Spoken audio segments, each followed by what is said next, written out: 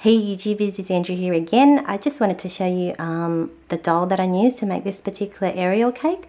I made the figurine for the first time, and I used this doll to make the face. I put some casting jelly, which is that thing there, and I used that to basically melt down in the microwave, and then I put a face in it to get a mold that looked like this, and then I just put the fondant in.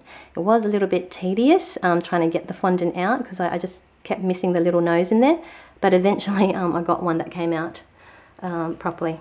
And then I just painted the face on. I'm not a very good painter, but I'm hoping that looks okay.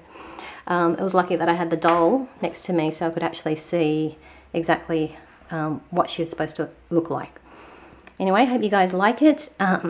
If you want to see how I made all the sea creatures, go to my How to Make an Ariel Doll Cake. I've got a video already uploaded on my channel at Mackandnorm. You can go there to subscribe. Well, you can subscribe to my channel now if you want. Just click that subscribe button and like my work, and then you can go to my channel to check out my other cake related videos.